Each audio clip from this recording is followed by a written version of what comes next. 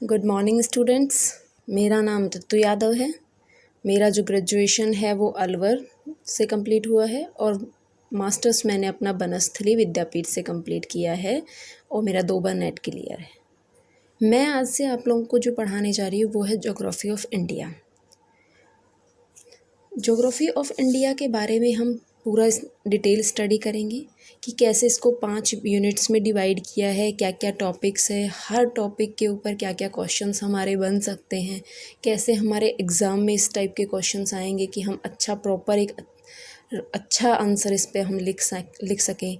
ठीक है, तो इन सब के बारे में और हाँ, इन सब के बीच में आप लोगों को जो ये साथ साथ जब भी मैं पढ़ाती जाऊँगी आपको अपने हैंड रिटन नोट्स बनाने हैं, प्रॉपर नोट्स होने चाहिए। मेरी राइटिंग अगर आप लोगों को समझ में नहीं आती है, कोई भी दिक्कत होती है, तो इसके बाकायदा मैं आपको जितना पढ़ाऊँगी उसके जो मेरे नोट्स हैं उनसे मैं आपको PDF प्रोवाइड कराऊँगी जो आपके व्हाट्सएप ग्रुप पे डेली आपको मिलेगा।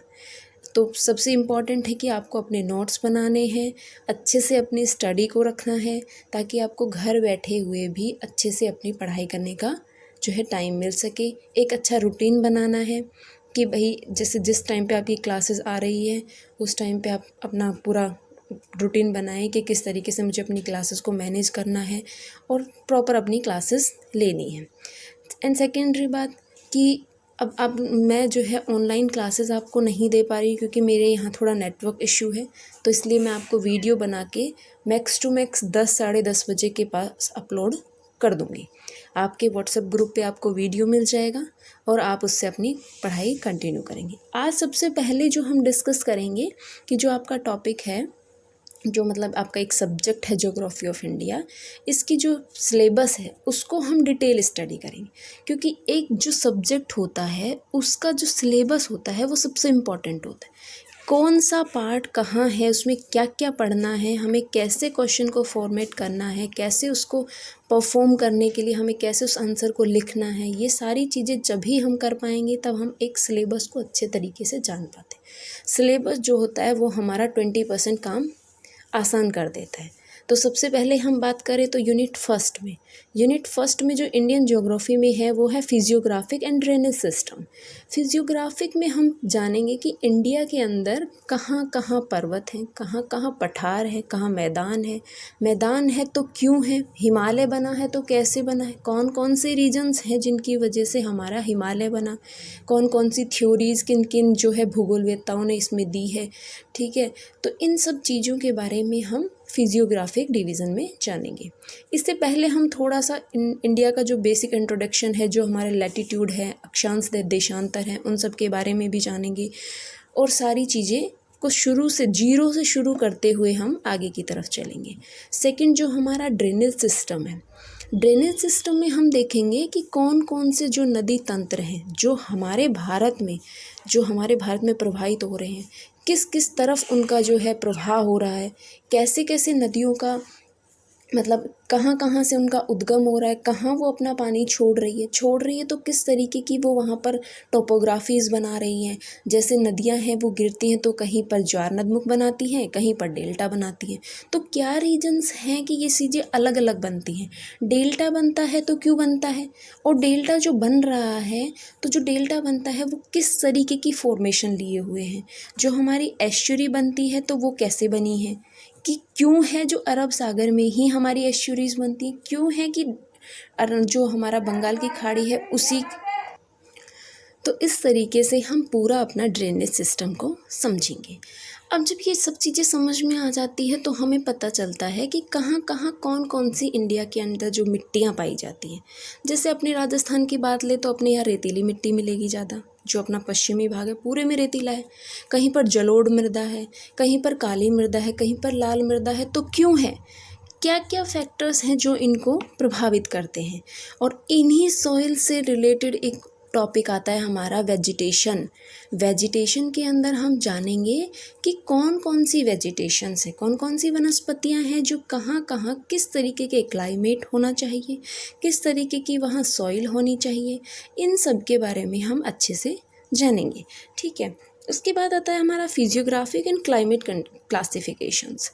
अब हम बात करें तो हमारे यहाँ पर किस तरीके का जैसे हमारा एक टॉपिक छूट गया है, origin and mechanism of Indian monsoon. सबसे पहले जो है हम बात करेंगे कि इंडिया के अंदर जो मानसून आता है वो किस तरीके से आता है। आप लोगों ने, बहुत सारे लोगों ने नाम सुना होगा, एल नीनो, ला नीनो इफेक्ट, ठीक है, जेट स्ट्रीम के बारे में आपने सुना होगा, ठीक है। तो ये सारी चीज़ें क्यों हैं, कैसे हमारे इंडियन मानसून को प्रभावित करती है, क्यों हम कहते हैं कि पूर्वा हवाएं चल रही हैं, क्यों हम कहते हैं कि इस बार तो मानसून लेट आ गया है, कैसे ये सारी चीज़ें होती हैं, कब हमारे यहाँ मानसून आता है इंडिया के अंदर, तो कैसे आता है, कहाँ से हवाएं चलती है। जैसे हम कह देते हैं कि सबसे कम बारिश राजस्थान में होती है, सबसे ज़्यादा बारिश जो है हमारे जो मेघालय वाला रीजन है, मौसिनराम वाला, वहाँ होती है। तो क्या रीजन्स हैं, कौन सी फैक्टर्स हैं जो उनको प्रभावित करते हैं, कहाँ कहाँ से मानसून इफ़ेक्ट होता हुआ आता है, कैसे कैसे वो आगे चलता है, क्यों फिर ये है कि हमारे जो बीच वाला, जो मिड वाला पोर्शन होता है अपना, जो ये छोटा नागपुर वाला पठार, तो यहाँ पर सबसे ज़्यादा बारिश, सेकंड नंबर पे सबसे ज़्यादा बारिश आ जाती है। क्यों हमारे जो अरब सागर वाले क्षेत्र हैं वहाँ पर एक साइड बारिश होती है, दूसरी साइड बारिश नहीं होती है। मतलब हमारे जो ईस्ट पश्चिमी भाग है वहाँ बारिश होगी, लेकिन जो पूर्वी भाग है वहाँ बारिश नहीं होगी, तो वहाँ पे वनस्पति भी नहीं होगी।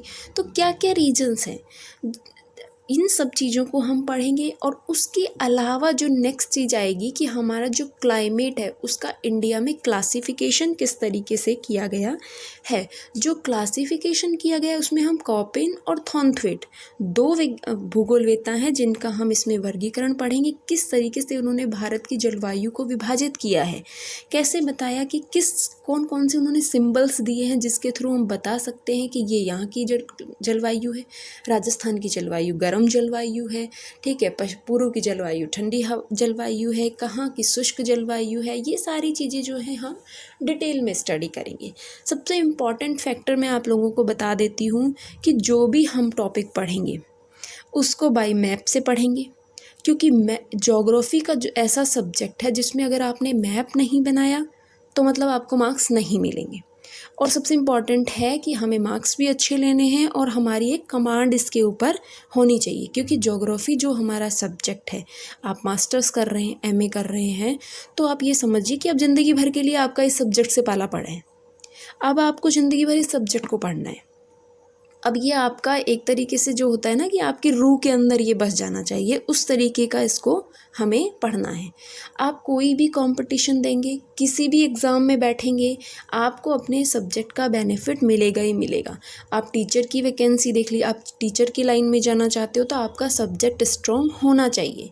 और सबसे इम्पॉर्टेंट, हमें परसेंटेज भी अच्छी बनानी है, क्योंकि अगर परसेंटेज नहीं बनती है तो भाई आप आगे पीएचडी नहीं कर सकते, नेट एग्ज़ाम में नहीं बैठ सकते। तो हम एक अच्छे मार्क्स भी लाएंगे और एक अच्छी कमांड भी इस पर बनाएंगे। साथ साथ हम इसके सारे फैक्ट्स भी पढ़ेंगे। नो डाउट हम लोग जो है रिटर्न जो आंसर लिखेंगे वो भी होंगे, और उसके अलावा हम इसके ऊपर जितने भी फैक्ट्स होते हैं जो एग्ज़ाम में आते हैं उन सबको भी साथ लेकर चलेंगे। तो हम जो है अपने सब्जेक्ट को इस तरीके से तैयार करेंगे कि कोई हमसे कुछ भी पूछे हमारा सब्जेक्ट तैयार हो। और अभी फ़िलहाल जो है मैं आप लोगों को ऐसे वीडियो बना के भेजूँगी कुछ टाइम बाद। जैसे यहाँ अभी थोड़ी नेटवर्क की प्रॉब्लम है, बारिश वारिश का मौसम है, तो लेकिन जैसे धीरे धीरे ये चीज़ें थोड़ी शॉर्ट आउट होंगी तो मैं आप लोगों को बोर्ड के ऊपर भी इन चीज़ों को अवेलेबल कराऊँगी। इसके अलावा जो है जब भी हमारी ऑफलाइन क्लासेस होंगी तो हम सारी चीज़ों को एक बार रिपीट करेंगे। आपके बाकायदा हर वीकली आपके टेस्ट होंगे, किस तरीके से आपको क्वेश्चन लिखना है, किस तरीके से उन्हें परफॉर्म करना है, इन सारी चीज़ों को हम बताएंगे। नेक्स्ट जो हमारी सेकंड यूनिट आती है वो आती है पॉपुलेशन ग्रोथ और डिस्ट्रीब्यूशन। जनसंख्या की ग्रोथ कैसे है, कहाँ कहाँ कितनी ग्रोथ है, कैसे हो रही है, ठीक है, उसका डिस्ट्रीब्यूशन कैसे है, कहाँ पर जनसंख्या अधिक है, कहाँ पर जनसंख्या कम है तो क्यों है, और ज़्यादा है तो क्यों है। इन सबको क्या क्या जो कारक हैं जो प्रभावित करते हैं, इन सब चीज़ों को हम पढ़ेंगे डिटेल में, ठीक है। उसके अलावा सारे जितने भी डेटा हैं हमारा जनसंख्या जनगणना 2011 के जो डेटा हैं हमारे, अभी ऑफकोर्स 2021 वाले तो आए नहीं हैं और अभी शायद टाइम भी लगेगा उसमें आने, तो जो नए डेटा होंगे वो हम इसके साथ साथ पढ़ेंगे, जिससे आपको एग्ज़ाम में बेनिफिट मिलेगा। क्योंकि आप नए डेटा डालोगे आपको मार्क्स अच्छे मिलेंगे। आप हर हर बच्चे से आगे निकलोगे। ठीक है, आपको अपना आंसर ऐसे लिखना है जैसे कि आपसे बेहतर कोई नहीं। ठीक है, हर चीज़ को हाईलाइट करते हुए चलना है। Population growth, distribution and density, कहाँ पर कितनी जनसंख्या है, कैसे है, सब चीज़ों को हम डिटेल स्टडी करेंगे। फिर आता है हमारा सेक्स रेशियो एंड लिटरेसी। अब जो है हमारे लिंग अनुपात कि 1000 पुरुषों पर कितनी महिलाएं हैं, इन सब चीज़ों को पढ़ेंगे। कहाँ पर कम है, कहाँ पर कम है तो क्यों है, क्या रीजंस हैं कि हमारे यहाँ लड़कियाँ कम हैं और लड़के ज़्यादा हैं। साक्षरता, साक्षरता का क्या रीज़न है कि साक्षरता हमारे यहाँ कम है कि ज़्यादा है, कितनी है, राजस्थान की कितनी है, हर स्टेट की कितनी है, हम सारी चीज़ों को डिटेल में जानेंगे। उसके अलावा जो है साक्षरता के अंदर जितने भी बच्चे हैं, जितनी भी लड़कियां हैं, कितनी लड़कियां ड्रॉप आउट करती हैं, मतलब स्कूल छोड़ देती हैं, और क्या परसेंटेज उनका रहता है, इन सब चीज़ों के बारे में हम अच्छे से पढ़ेंगे। नेक्स्ट आता है पॉपुलेशन प्रॉब्लम एंड पॉलिसीज़। अब पॉपुलेशन ग्रोथ जो हो रही है उसमें प्रॉब्लम्स क्या क्या हैं। पॉपुलेशन इतनी ज़्यादा बढ़ गई है, आप लोग जानते हैं कि अगर डेटा के हिसाब से देखें तो 121 करोड़ के आसपास हैं, लेकिन अगर जनरली नॉर्मल बात करें तो आज प्रेजेंट डे में 132 करोड़ के आसपास हमारी पॉपुलेशन पहुंच रही है। तो क्या रीजन्स हैं, क्या क्या प्रॉब्लम्स हमारे सामने फेस हो रही है, क्यों है कि इतनी सारी जनसंख्या हमारे यहाँ बढ़ रही है। ठीक है, और गवर्नमेंट उसके लिए क्या क्या पॉलिसीज़ बना रही है, क्या क्या फैक्टर्स हैं जो इनको इफ़ेक्ट करते हैं। गवर्नमेंट ने बहुत सारी पॉलिसीज़ चलाई हैं, उन सब के बारे में हम पढ़ेंगे, क्योंकि ये पॉलिसीज़ जो होती हैं, जो हमारा एक करंट का मुद्दा बनता है, इन सब को भी हम अच्छे से पढ़ेंगे। क्योंकि ये सारी चीज़ें जो है आप अपने अगर एग्ज़ाम में आंसर में लिखते हो तो आपका आंसर सबसे अलग बन जाता है, आप 100 लोगों से आगे निकल जाते हो। उसके बाद water resources and multipurpose irrigation projects.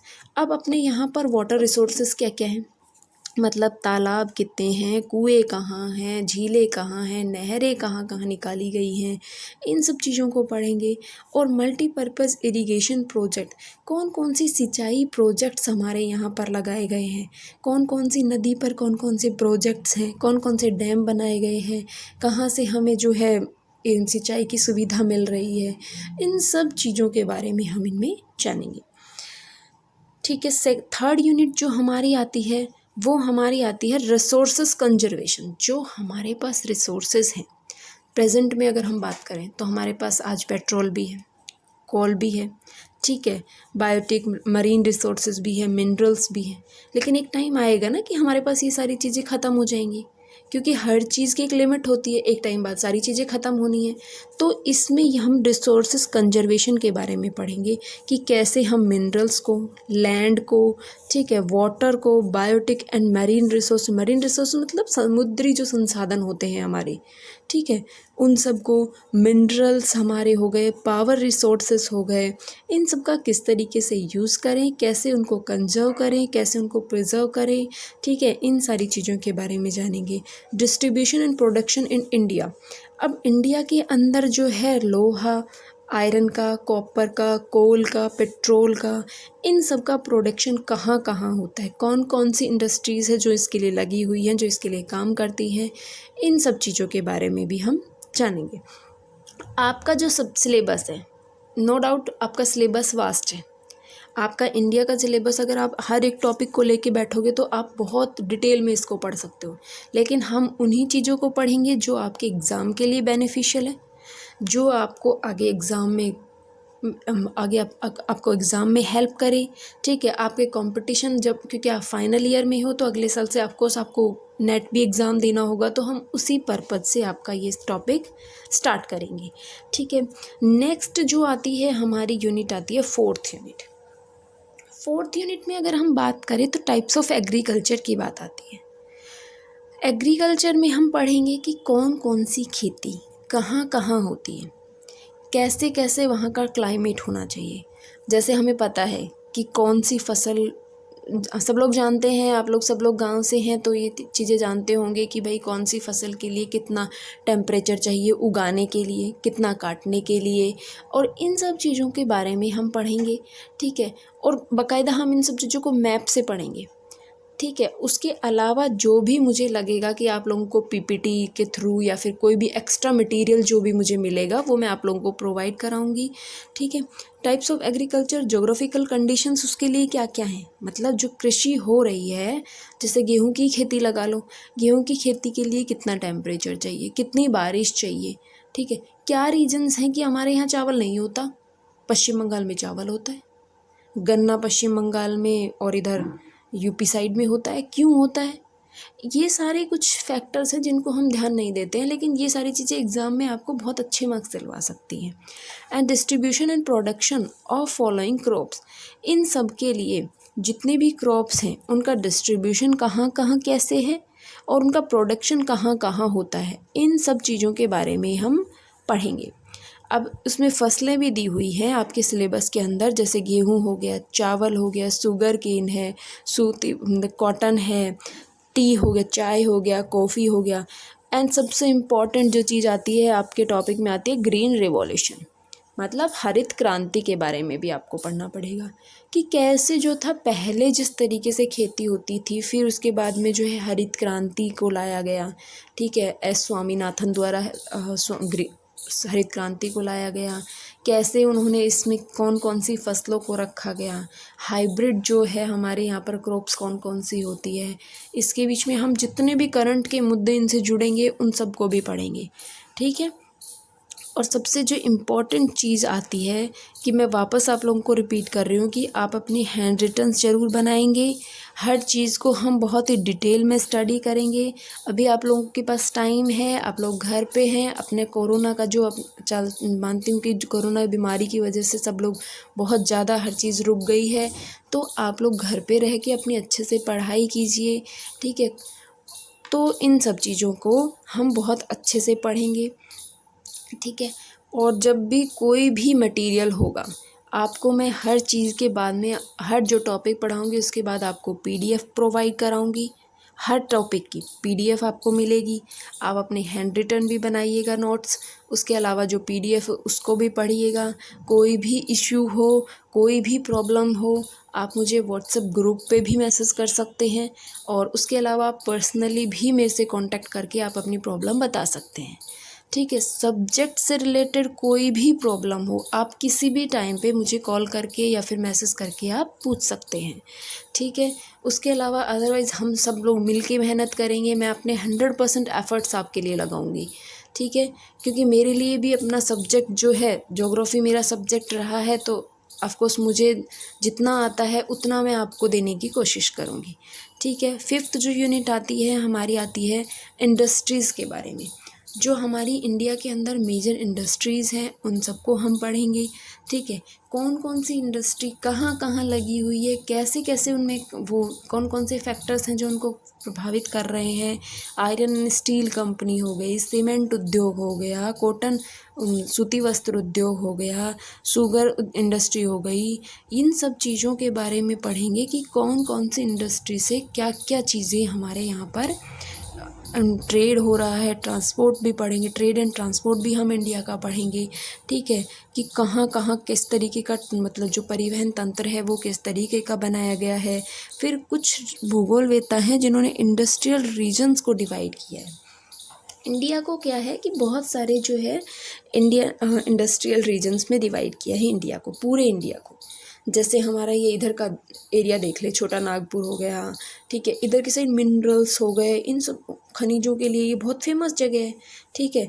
And economic reasons of India, economic reasons हमारे जो भी होंगे वो सब हम इसमें डिस्कस करेंगे। और रीजनल इकोनॉमिक डिस्पैरिटीज़, क्या क्या हमारे यहाँ पर डिस्पैरिटीज़ हैं इकोनॉमिक्स से रिलेटेड, जितना भी हमारे रिसोर्सेज हैं, कौन कौन सी इंडस्ट्रीज़ हैं, सारी चीज़ों के बारे में हम पढ़ेंगे। इनके फैक्ट्स भी और इनके नोट्स भी हम साथ साथ बनाएंगे, ठीक है। उसके अलावा सबसे इम्पॉर्टेंट है, आप अपना जो नोट्स बनाएंगे सबसे पहले आप अपना सिलेबस उसमें नोट करेंगे, ठीक है। हम डेली का अपना एक टारगेट लेके चलेंगे, उसी टारगेट पे अपना टॉपिक कंप्लीट करेंगे। हर टॉपिक के बाद मैं आपको क्वेश्चंस प्रोवाइड कराऊंगी, जो क्वेश्चंस आपके एग्ज़ाम में आ सकते हैं। कैसे आपको क्वेश्चन का आंसर लिखना है, कैसे आपको किस जगह पर मैप बनाना है, किस जगह पर कोई डायग्राम होगा तो वो डायग्राम बनाना है, कि बीच बीच में कोई थ्योरीज़ आती हैं तो मैं वो थ्योरीज़ भी आप लोगों को लिखवाऊंगी, ठीक है। और अगर आप लोग चाहेंगे तो मैं वीडियो में ही आप लोगों को बोल बोल के लिखवा दूंगी, या फिर अगर आप लोग कहेंगे तो जो आपको PDF मिलेगी वो तो प्रॉपर PDF वही मिलेगी जो मैं आपको पढ़ाऊँगी। तो कुछ अलग नहीं होगा कि आप क्लास में कुछ पढ़ेंगे और बाद में कुछ और आपको मिलेगा पढ़ने के लिए। सारी चीज़ें जो हैं आपकी मतलब सेम रहेंगी, ठीक। जब आप क्लास में पढ़ेंगे वही आप नोट्स में पढ़ेंगे तो आपकी चीज़ें जो हैं ज़्यादा क्लियर होती चलेगी। इसके अलावा आप कोई भी बुक प्रेफर करना चाहें, कोई भी बुक से एक को बुक को कंसल्ट करें, उस बुक में भी धीरे धीरे अपना सारी चीज़ें देखते हुए चलें, क्योंकि आपको ये सोच के चलना है कि आपको नेट क्वालिफाई करना है। आप अभी MA के स्टूडेंट्स हैं, फाइनल ईयर चल रहा है, फाइनल ईयर के स्टूडेंट नेट का एग्ज़ाम दे सकते हैं। तो मैं उम्मीद करती हूँ कि आप लोग सारे बच्चे जो हैं अभी MA के बाद में नेट देंगे, और मेरी तरफ से आप लोगों को कोई भी मदद की ज़रूरत हो तो ऑफ़ कोर्स आप लोग कभी भी किसी भी टाइम पे एनी टाइम आप लोग कांटेक्ट कीजिए। आप लोगों को किसी भी तरीके का मैटर चाहिए, कोई भी दिक्कत हो आप लोग बताइए अपनी, ठीक है। ये जो था आपका सिलेबस था। सिलेबस के अलावा आज हम जो टॉपिक अपना स्टार्ट करेंगे, थोड़ा सा आज हम पढ़ेंगे। आप इसको या तो वीडियो को पॉज करके अपना जो सिलेबस लिख लीजिएगा, या फिर कुछ भी आप जो मतलब आप लोग कहेंगे तो मैं आप लोग ये भी PDF बना के आपको भेज दूँगी, इसका फ़ोटो खींच के, ठीक है। इसके अलावा जो है आज हम एक अपना छोटा सा स्टार्ट कर देते हैं कि भारत की जो सिचुएशन है, किस तरीके का उसका अक्षांश है, कौन सा देशांतर है। एक होता है ना कि हम उसकी ज्योग्राफिकल कंडीशंस को जान लें। तो जो इंडिया का जो है मैप है वो अगर हम देखें तो कौन कौन से देशों से घिरा हुआ है, कौन कौन सी हमारी बाउंड्री है जो हमारी कौन कौन से देशों से लग रही है, कौन सी समुद्र से लग रही है, इन सब चीज़ों को आज हम थोड़ा सा बेसिक सी हम लोग पढ़ाई करेंगे अपनी। और कल से हम अपना जो फिजियोग्राफिक डिवीज़न है उस वाले टॉपिक को स्टार्ट करेंगे। ओके स्टूडेंट्स, तो आज हम थोड़ा सा टॉपिक अपना स्टार्ट करते हैं, भारत का भौगोलिक विस्तार। कि भारत का जो भौगोलिक विस्तार है वो किस किस तरीके से है। आप लोग साथ साथ लिखने की कोशिश ना करें, क्योंकि साथ साथ लिखने से जो है सारी चीज़ें आपको समझ में नहीं आएंगी, ठीक है। और अगर मेरी स्पीड आपको तेज़ लग रही हो, कोई भी प्रॉब्लम हो, आप कोई हेजिटेशन मत रखना, नॉर्मली आप मैसेज करना, आपकी प्रॉब्लम का सॉल्यूशन किया जाएगा, ठीक है। तो अब हम स्टार्ट करते हैं भारत का भौगोलिक विस्तार। सबसे पहले हम लोग एक मैप देख लेते हैं, जो मैप होगा आप लोगों के पास भी होगा, ठीक है। इस मैप में हम पूरी चीज़ों को डिस्कस करेंगे, ठीक है। सबसे पहले अगर हम बात करें तो ये हमारे इंडिया का एक मैप है, ठीक है। हम लोग जानते हैं कि जैसे हमारा जो ग्लोब होता है, जैसे हम लोग बात करें तो ग्लोब जो है पूरे ग्लोब को बांट सकते हैं। जैसे ये हमारा ग्लोब हो गया, ठीक है। ग्लोब में जो है ये हो गया हमारा 0 डिग्री हो गया, जिसको हम भूमध्य रेखा कहते हैं। भूमध्य रेखा या इक्वेटर लाइन जिसको हम बोलते हैं वो हो गई। यहाँ 23.5 डिग्री पर और यहाँ 23.5 डिग्री पर यहाँ हमारी कर्क रेखा हो गई और यहाँ हमारी मकर रेखा हो गई। जो सूर्य है यहाँ पर सन है, इसकी सीधी किरणें यहाँ पड़ती हैं, तो इसलिए आप लोगों ने जाना होगा कि भूमध्य रेखा के जो लोग होते हैं उनका रंग जो है बहुत ही डार्क होता है। फिर हम जो ये हैं, एक टाइम आता है जहाँ 23.5 डिग्री पे आता है, कर्क रेखा पे आता है, एक टाइम मकर रेखा पे आता है। वो सारी कंडीशंस हैं जो हम बाद के लेक्चर्स में पढ़ेंगे हमारे, ठीक है। अब जो हमारे इंडिया की पोजीशन है, इन सब में देखें तो हमारा इंडिया जो है वो यहाँ पर आता है, क्योंकि हमारा जो ये 0 डिग्री है वो हमारा इंडिया है वो 8 डिग्री से शुरू हो जाता है, ठीक है। 8 डिग्री से शुरू होता है ऊपर, ठीक है। और ये सारी जो कंडीशंस है ना, यही डिसाइड करती हैं जो ये हमारा भूमध्य रेखा के पास होना, ठीक है, कर्क रेखा का हमारे यहाँ बीच से गुजरना, ये सारी कंडीशंस हैं जो हमारे यहाँ के क्लाइमेट को प्रभावित करती हैं। क्या रीजन्स हैं कि साउथ के लोग सांवले होते हैं, साउथ के लोग जो है उनको बहुत ज़्यादा गर्मी लगती है, बहुत ज़्यादा उस टाइप के होते हैं। क्यों? क्योंकि वहाँ भूमध्य रेखा है, भूमध्य रेखा के पास से वो 8 डिग्री से गुजर रहे हैं। अब हम इसमें बात करते हैं, जिसे सबसे पहले हम यहाँ बात करें तो 8 डिग्री 4 मिनट से हमारे इंडिया का एक्सटेंशन शुरू होता है उत्तरी अक्षांश से, ठीक है। अगर वैसे स्थलीय अगर भाग की बात करें तो वो 6 डिग्री 42 मिनट पे बात करते हैं, जो पहले का इंदिरा पॉइंट होता था। लेकिन 2004 में जब सुनामी आई उसके बाद में जो हमारा इंदिरा पॉइंट जो था वो डिस्ट्रॉय हो गया था। ठीक है, उसके बाद से हम यहाँ पर एक एक्सटेंशन मान के चलते हैं कि 6 डिग्री 42 मिनट का जो एक्सटेंशन होता है उसके बाद में हमारा भारत शुरू हो जाता है। ये हमारी भारत की जो है समुद्री सीमा जो लगती है वो है, लास्ट जो शुरू होता है वो वाला पोर्शन है। तो ये भी क्वेश्चन आ सकता है और ये भी आ सकता है। और यहाँ अगर स्थल की बात करें तो 8 डिग्री 4 मिनट से उत्तरी अक्षांश से शुरू होकर के 37 डिग्री 6 मिनट उत्तरी अक्षांश तक का इसका एक्सटेंशन होता है, जो अक्षांशीय विस्तार होता है। ये हमारा यहाँ लास्ट जो पॉइंट होता है ये कैप्रोमोरन कन्याकुमारी होता है, और जो ऊपर होता है ये होता है इंदिरा पॉइंट जो होता है वो होता है। इस जो ये लेंथ होती है इसकी जो पूरी लंबाई है वो 3214 किलोमीटर होता है, मतलब 3214 किलोमीटर इसकी लेंथ होती है। उसके बाद अगर हम बात करें तो जो हमारा पूर्वी पश्चिमी एक्सटेंशन है, भारत का जो पूर्वी एक्सटेंशन है वो यहाँ से शुरू होता है बांगलू अरुणाचल प्रदेश से, और यहाँ राजगृह क्रीक तक गुजरात के अंदर। ठीक है, अब यहाँ बात करें तो ये 68 डिग्री 7 मिनट पूर्वी देशांतर से 97 डिग्री 25 मिनट पूर्वी देश, ये था हमारा एक्सटेंशन जो हमने इंडिया के एक्सटेंशन की बात की। अब एक बार अक्षांश और देशांतर की बात कर लेते हैं। अक्षांश क्या होते हैं? जो एक कोणीय दूरी को मिलाने का काम करते हैं। दो अक्षांशों के बीच की जो कोणीय दूरी होती है, जो दो जगह होती है, जो पॉइंट होते हैं, उनके जो बीच के जो कोण बनता है उसको हम अक्षांश कहते हैं। और देशांतर क्या होते हैं? देशांतर जो होते हैं स्पेशली हमारे टाइम को डिसाइड करते हैं कि कहाँ कितना टाइम होगा, कब होगा, कहाँ जाएंगे तो इतना टाइम बढ़ जाएगा, किधर टाइम घट जाएगा। इन सब को डिसाइड करने के लिए हमारे देशांतर होते हैं जो हमारे टाइम को बताते हैं। जैसे हमारा 82.5 डिग्री पर हमारा टाइम जोन एक डिसाइड किया गया है, 82.5 डिग्री जो इलाहाबाद नैनी से गुजरता है वो हमारे यहाँ का टाइम जोन डिसाइड किया गया है। सबसे पहले अब हमने बात की थी कि जो कर्क रेखा है वो हमारे भारत के बीच से गुजरती है। तो कर्क रेखा जो गुजर रही है ये कितने राज्यों से होकर गुजरी? कर्क रेखा की अगर बात करें तो ये 8 राज्यों से होकर गुजर रही है। ठीक है, कर्क रेखा जो है हमारी 8 राज्यों से गुजरती है। कौन कौन सी हो गई? ये गुजरात हो गया, गुजरात, ये राजस्थान का कुछ थोड़ा सा पार्ट इसमें बांसवाड़ा डूंगरपुर वाला जुड़ेगा। ठीक है, मध्य प्रदेश हो गया, छत्तीसगढ़ हो गया, झारखंड हो गया, पश्चिम बंगाल हो गया, त्रिपुरा और मिजोरम। ये जो 8 स्टेट हैं यहाँ से हमारी कर्क रेखा गुजरती है। ठीक है, ये सारी चीज़ें जैसे मतलब 8 जो स्टेट हो गए यहाँ से जब कर्क रेखा गुजर रही है तो यहाँ का क्लाइमेट थोड़ा सा इनसे अलग होगा। ठीक है, उसके बाद बात करें तो जो यहाँ वाली जो सीमा है यहाँ पे अपना पाकिस्तान लगता है, इतना जो सीमा है ये पाकिस्तान की सीमा हो गई इधर से, और यहाँ तक जो है अपनी चाइना की सीमा लग रही है, चीन की सीमा हमारे साथ लगी हुई है। ठीक है, ये जो है बीच में नेपाल का और यहाँ भूटान जो जगह है वो लगी हुई है। इधर की साइड हमारे यहाँ पर म्यांमार का पोर्शन है, तो म्यांमार से हमारे भारत के ये स्टेट्स लगे हुए हैं, और नीचे इधर बांग्लादेश है जो 3 तरफ भारत से घिरा हुआ है। ठीक है, तो इन सब चीज़ों से, और यहाँ पर जो है हमारी ये पूरी 9000 किलोमीटर के आसपास हमारी जो है जलीय सीमा है, जो इंडिया को एक अगर हम बोले तो ये एक महाशक्ति बनाने का काम करते हैं। क्योंकि जो समुद्री सीमा होती है ये एक देश की सबसे पावरफुल एक वो होती है, पावरफुल मतलब पावर होती है एक तरीके की कि ये उसकी सीमा होती है।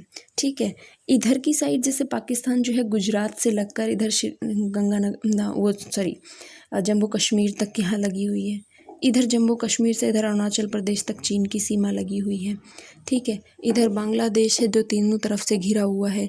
जो इधर की जितनी भी सारी चीज़ें हैं इन सब चीज़ों के बारे में हम इन सब की डिटेल भी लिखेंगे। मैं आपको इनका PDF दूंगी, कौन कौन से स्टेट कौन कौन से उससे लग रहे। अब अगर भारत के क्षेत्रफल की बात करें तो 32.9 लाख वर्ग किलोमीटर का भारत का टोटल क्षेत्रफल है। और क्षेत्रफल के हिसाब से देखें तो भारत जो है वो पूरे विश्व में 7वें नंबर पर आता है, 7वें नंबर पर है।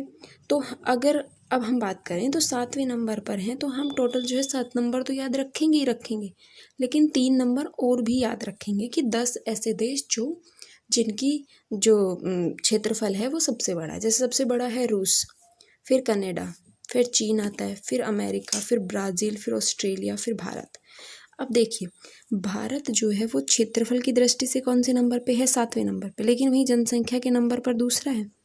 भारत का क्षेत्रफल अगर वर्ल्ड लेवल पे देखें तो 17% ही है, 17% है, ठीक है। और इसकी जनसंख्या की अगर बात करें तो नहीं सॉरी, क्षेत्रफल इसका 2% के आसपास है, और जनसंख्या की बात करें तो 17% जनसंख्या इसकी अभी फ़िलहाल है।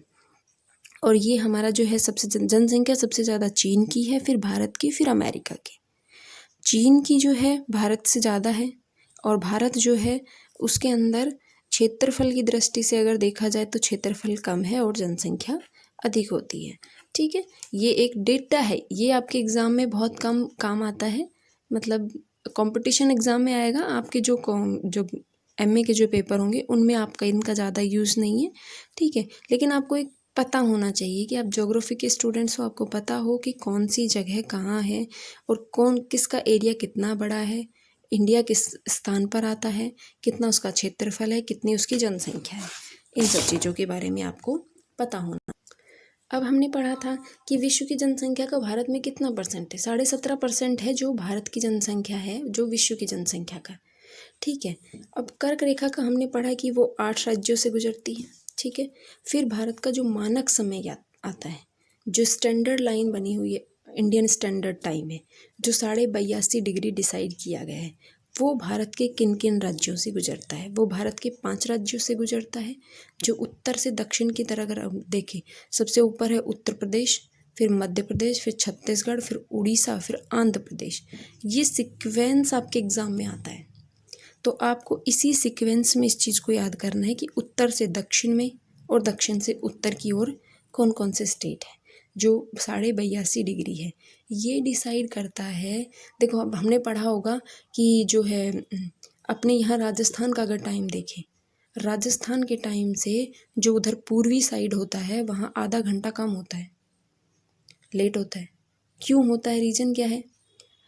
और हम एक दिन जैसे हम लोग बात करें तो जो स्टैंडर्ड टाइम है वो ये डिसाइड करता है कि अमेरिका के अंदर जो एक दिन है वो एक दिन पीछे क्यों है और हम एक दिन आगे क्यों हैं, और हमारे यहाँ का जो टाइम है उसमें 5.5 घंटे का अंतर है स्टैंडर्ड लाइन से, जो हमारी 0 डिग्री है, 0 डिग्री जहाँ से जा रहा है देशांतर वहाँ से, और इंडिया का जो टाइम जोन है वहाँ तक 5.5 घंटे का अंतर हमारे यहाँ देखने को मिलता है। जो इंडियन स्टैंडर्ड टाइम है वो नैनी इलाहाबाद से हमारा यहाँ गुजरता है, ठीक है। मध्य प्रदेश और छत्तीसगढ़ ऐसे हैं, मध्य प्रदेश और छत्तीसगढ़ जो इंडियन स्टैंडर्ड टाइम और कर्क रेखा दोनों से गुजरते हैं, ठीक है, दोनों इससे गुजरती हैं, तो दोनों को इसमें पढ़ना पड़ेगा। तो ये था हमारा एक बेसिक। कल हम पढ़ेंगे कि किस स्टेट की सीमा किसके साथ लग रही है, कितनी सीमा बनती है, कहाँ कहाँ कौन कौन से जो है हमारे यहाँ पर डिस्प्यूट चल रहे हैं पाकिस्तान के साथ, इन सब के साथ, इन सारी चीज़ों को थोड़ा पढ़ेंगे, जलीय सीमा के बारे में पढ़ेंगे, और उसके बाद हमारा फिज़िकल डिवीज़न हम स्टार्ट करेंगे, ठीक है। अगर आप लोगों को कोई प्रॉब्लम हो, किसी भी तरीके की समझ में नहीं आ रहा हो, कोई भी प्रॉब्लम हो, तो प्लीज़ मुझे व्हाट्सएप ग्रुप पे आप लोग बता दीजिएगा, या फिर पर्सनली मेरे नंबर पे आप मुझे मैसेज करके बता दीजिएगा कि किस तरीके की कोई प्रॉब्लम आ रही है, कोई भी स्टडी मटेरियल से प्रॉब्लम हो, कोई भी दिक्कत हो, आप बेझिझक आप मुझसे पूछ सकते हैं, ठीक है। तो आज हम लोग इतना ही पढ़ेंगे, नेक्स्ट क्लास में हम लोग जो है कल बात करेंगे। कल आपको जो है 10:30 बजे के आसपास आपकी क्लास आपको मिल जाएगी, ठीक है। तो प्लीज़ आप लोग घर पे बैठ के अपनी स्टडी को कंटिन्यू रखिए, ठीक है। अभी टाइम है हमारे पास, हम धीरे धीरे अपना पूरा सब्जेक्ट क्लियर कर लेंगे। ओ सबको धन्यवाद, ठीक है, थैंक यू।